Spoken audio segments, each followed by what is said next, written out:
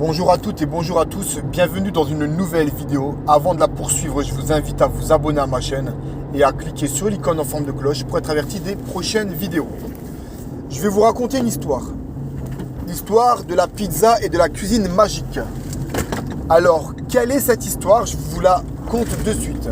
Imaginez-vous une cuisine magique qui donnerait bouffe à profusion, matériaux et matériel à profusion, farine, blé, tout ce que vous voulez, et le matériel nécessaire pour faire la cuisine que vous voulez. Tout sortirait des placards, des frigos. Donc ça c'est vraiment à volonté.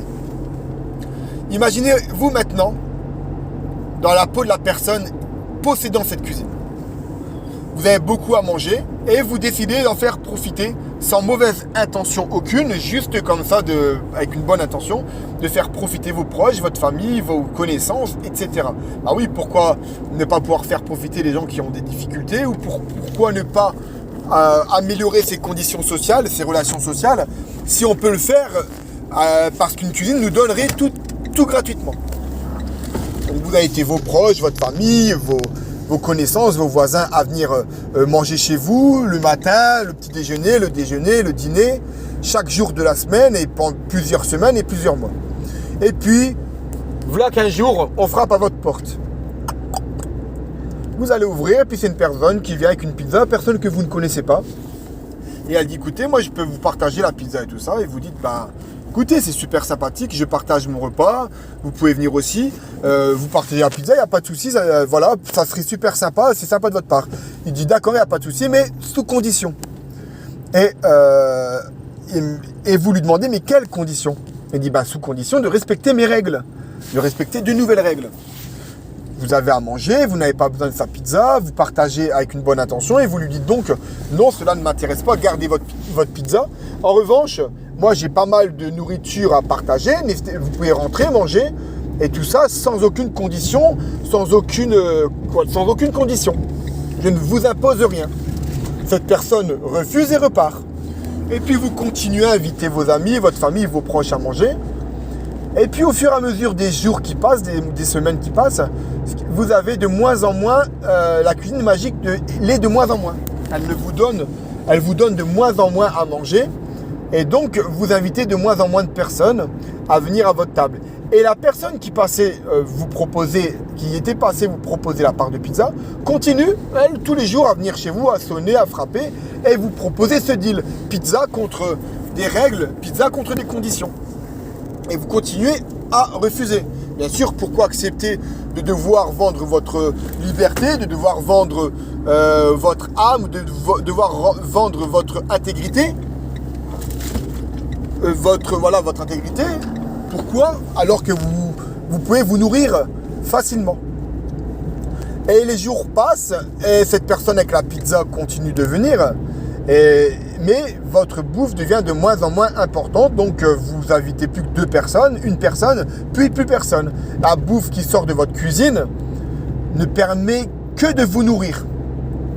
Et puis des jours passent, toujours la personne qui vient avec la pizza, qui veut négocier contre vos quelques libertés, etc. Et vous continuez à refuser jusqu'au jour où la cuisine ne vous donne même plus suffisamment pour vivre, pour manger. Et donc, la personne qui vient avec la part de pizza vous propose le même deal qu'elle vous a proposé pendant des mois et des années. Et vous lui dites non. Après tout, ça fait qu'une journée que la cuisine ne vous donne pas, peut-être qu'elle donnera demain. Et le lendemain, vous avez une faim de loup et la personne vient avec cette pizza et vous propose toujours le même deal. Deal que vous finissez par accepter. Bien évidemment, il faut que vous vous nourrissiez. Donc c'est la mort assurée. Donc vous n'avez pas le choix. Et donc vous continuez à manger, à accepter ces conditions, des restrictions de liberté pour pouvoir avoir à manger. Pire encore, un jour cette personne ne vient plus du tout avec la pizza. Du coup, vous avez son contact et vous l'appelez. Vous dites, écoutez, voilà, comment que ça se fait que vous n'avez plus de pizza, vous ne venez plus avec votre pizza. La personne lui dit, écoutez, il y a d'autres personnes qui ont accepté des conditions plus restrictives que vous. Et donc, vous demandez ces conditions et en effet, les conditions sont beaucoup plus restrictives. Eh bien, pour avoir à manger, vous allez négocier avec cette personne des conditions plus restrictives que les conditions qu'il a négociées auprès des nouvelles personnes. Donc, morale de l'histoire, votre intégrité, tout ça, à un moment donné, vous allez vous asseoir dessus. Vos règles, vous allez vous asseoir dessus parce qu'il va falloir vous nourrir, vous, votre famille. Et donc, le gouvernement, l'élite, le sait très bien ça. Donc, il vous restreint au niveau des libertés en vous donnant des petites aides par-ci, par-là. Et vous, vous acceptez parce qu'il faut bien vous nourrir. Vous ne pouvez plus travailler, vous avez perdu votre emploi.